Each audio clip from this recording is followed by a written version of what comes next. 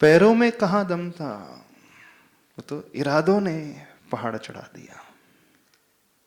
जो रेजिलिएंट व्यक्ति होता है ना, वो हमेशा सिर्फ अपने हौसले को लेकर के चलने वाला होता है,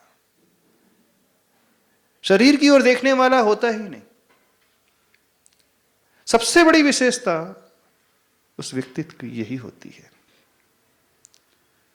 और अच्छे अच्छे डॉक्टर आकर के हतप्रभ रह जाते हैं, आश्चर्य से भर जाते हैं। आचार्य भगवान के जीवन में विपरीतताएं हर प्रकार की रही। 2006 में जब कुंडलपुर के बड़े बाबा की बात आई, स्थानांतर करने की बात आई, सिंहासन देने की बात आई, उस समय तो सारी गवर्नमेंट विपरीत थी। पुरातत्व विभाग वो विपरीत दिशा में खड़ा हुआ था। नियम कानून विपरीत दिशा में खड़े हुए थे।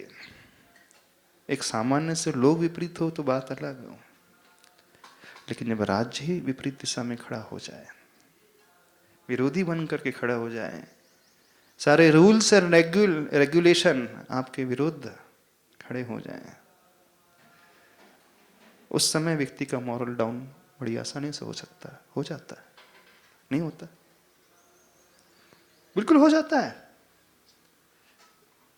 लेकिन वह घटनाक्रम भी आप लोगों को पता होगा, जब मिलिट्री भी आ गई थी, सब कुछ विपरीत था, यहां तक कि संघ में रहने वाले सदस्य भी आशंकित थे।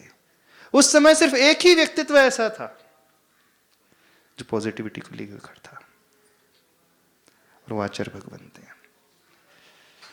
आचार्य भगवान ने कहा, मेरी जीवन भर की साधना यदि दांव पे लगती तो लग जाने दो। सारा माहौल दूसरी दिशा की ओर, मुझे कोई अंतर नहीं पड़ता है,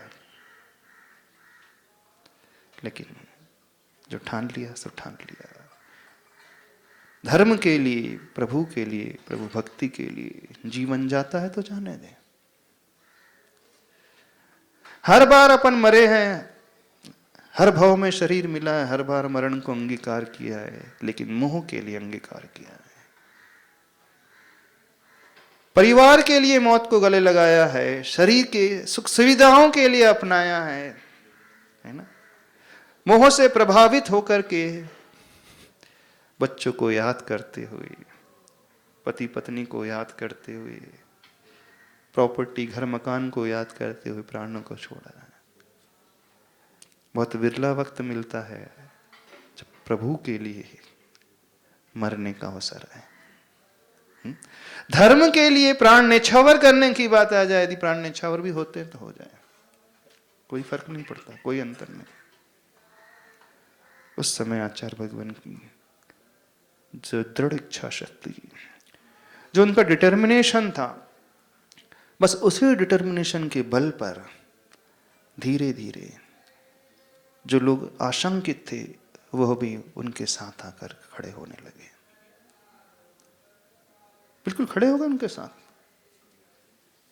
कोई सामान्य व्यक्ति होता तो ना जाने क्या कब मैदान छोड़ करके चला गया होता, सरेंडर कर दिया होता। तो उसने जो होगा सो होगा, अपन को क्या करना, हम तो भावना ही भा सकते हैं। व्यक्ति कह सकता था हमारी भावना है अब, लेकिन जो हमारे बस में है ही नहीं, तुम क्या करें, हम सरेंडर कर देते हैं। लेकिन रेजिलेंट व्यक्ति कभी, जब प्रिंसिपल की बात आती है तो सरेंडर नहीं करेगा, मरना स्वीकार कर लेगा, लेकिन सरेंडर नहीं। और जहां व्यवहार अच्छा करने की बात है तो फ्लेक्सिबिलिटी भी उतनी ही उसके भीतर रहती है, बिल्कुल। जहां झुकने की बात है तो झुकना भी वो जानता है, कब झुकना और कब दृढ़ता से खड़े रहना उसे पता है। कब उस रॉक की भांति खड़े रहना और कब उस रिवर की भांति फ्लो अपने भीतर पैदा करना वो जानता है। When it comes the matter of principle, stand like the rock.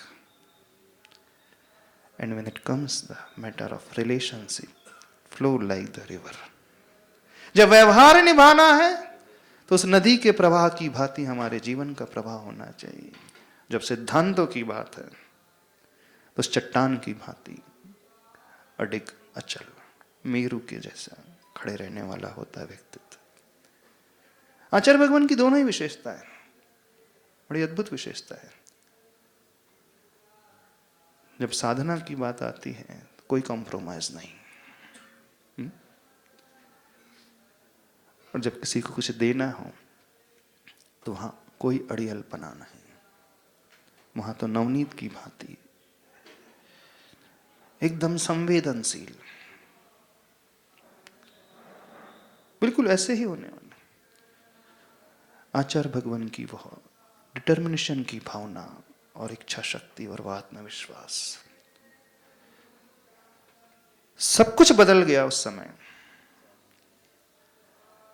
हारने वाला युद्ध भी व्यक्ति जीत जाता है, और जीत गए, और बड़े बाबा बड़े शान से ऊंचे सिंहासन पर बैठ गए।